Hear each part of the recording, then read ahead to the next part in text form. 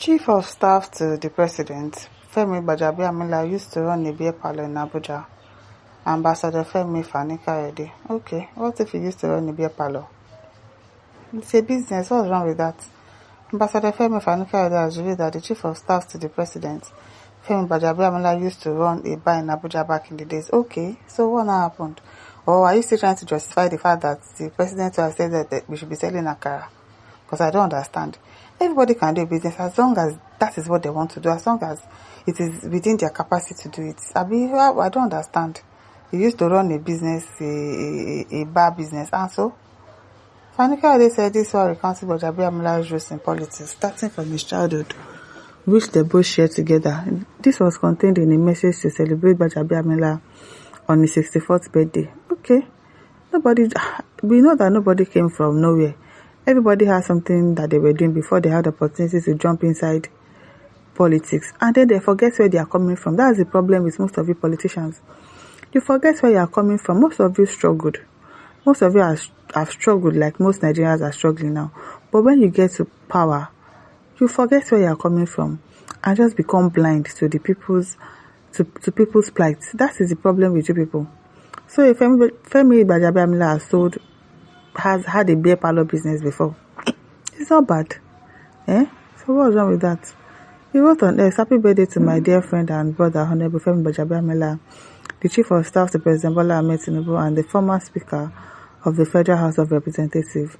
We grew up together with the likes of Folabi, Kaksimatis, Wole Atunrashe, both of whom lived just around the corner from you in Surulere, Deyemi Ajidanwa, and so many others in those heady yet great days of the 1970s and 1980s in Lagos and London, and have been closer than brothers for at least 50 years. In all that time, you have never let me or any of us down, and you have always displayed nothing but loyalty and sincerity to those you grew up with and your childhood friends. I remember your scathing criticism of the late and great Chief Bola Ige when you and I first started politics in 1990, and after I ran down the concept of new breed politicians which the government of that day introduced and promoted. I remember the day you came back from America in 2004 with your beautiful wife, after many years of living abroad, and your visit to President Olusegun Obasanjo at the villa to tell him that you and her were back and that you would be living in Abuja. I remember the restaurant and bar you and Madame opened in Abuja a few years later, where all those that mattered used to gather and make merry. That means he was even very rich. As at that time, he has lived abroad for so many years. He came back in 2004 and then he started a beer parlour business. Of course, he had money. I remember when you were first elected in the House of Representatives, and even though we belonged to different political parties at the time, how elated I and all your other old friends and brothers were that you won. I remember watching the great loyalty and commitment you displayed to President Bola Ahmed Tinubu from 1993 through the Nadeko days, through the time he was governor of Lagos State, and up until the time he was elected president, and how you stuck with him through thick and thin. Somebody that came back to Nigeria in 2004. I remember the unadulterated and rare display of love you always displayed and still display towards your dear mother, our mama, who was my late mother's friend, and a great politician in her own right towards your dear wife. Oh, all this story, these are memories that I have of you, and few know that behind your sometimes stern and officious look lies a very soft, kind, and caring heart. Now so, I remember the great and fiery speech you made at my 47th birthday dinner party in Lagos in 2007, when I was Minister of Aviation, and how you spoke so well of me, whilst at the same time, in the same speech, you courageously criticized the President and government that I served. I remember the equally fiery speech I made at your birthday dinner party a few years later in Abuja in 2011, when you were a member of the House of Representatives and just after the election of our old friend, Honorable Aminu Tambuwal, as the Speaker of the House. I remember saying on that day that your time would come to be a speaker and to go to even greater heights in our nation, and my words proved to be prophetic. Oh, prophets. Most important of all, I remember your sheer humanity and your extraordinary courage when it comes to speaking your mind and the bitter truth even to your closest friends. You are a profoundly good man, Femi, and you know that I am not one that speaks lightly or is given to paying compliments unless I mean them. Most importantly, you have done a great job in public office and in service to your country over the years, and I marvel about how far we have come together and how far you have gone. We both grew up in Lagos and today we are neighbors in my town, Abuja. Whoever thought that this would be, God has been good to us all. I have no doubt that there is still so much that lies ahead of you, my brother. And as always, my prayers are for and with you. May God grant you many years of peace, joy, good health, prosperity, and service to our fatherland. And may He continue to lead, guide, and protect you and yours. You have done us proud, and by God's grace, you shall continue to go from strength to strength. Have a great day, my brother, and know that you are loved, cherished, and appreciated by many. I don't know why his birthday speech is now entering news. Hey, no be small thing.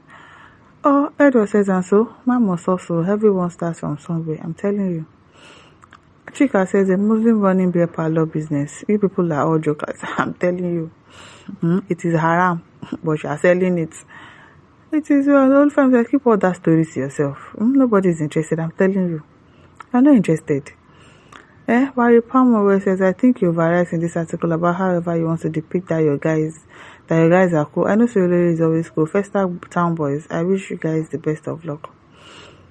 Emmanuel says, somebody is exposing how they drink alcohol from their prayer kettle. But how many of all these emergency ambassadors have been deployed to their countries of services? Or has APC decided to run ambassadorial job as remote job? No be small thing. That you can do from beer parlor. It is well. Abibu says, so what if he once run a beer parlor? He's now a chief of staff of President of Federal Republic of Nigeria. Actually, says, please, you contest one day, one campaign, even if it is local government chairman. You always like ready-made politics. You always like ready-made politics. Okay. Adibisi says, you run beer parlor business in Abuja and you were a regular customer. That is why only you know about it.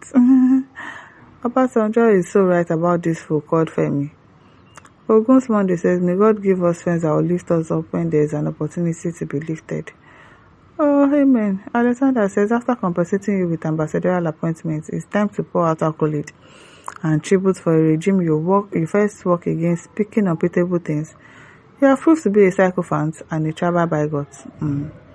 Seleman says, that is not the kind of news we need now. What we want to hear is the girl in the forest has been released. The girl is not just a girl. Teachers, students, almost 40-something people are still inside the forest. Anthony says, all this praising is because Gbajabiamila is the window to Mr. Tinubu, who is holding the master key. You have always been known as Bele Face now, so you're not surprised. Dossi says, is that Akala and would everyone be up? What's that? Now listen, don't forget to like, to share, to subscribe. Thank you for listening. See you some other time. Bye.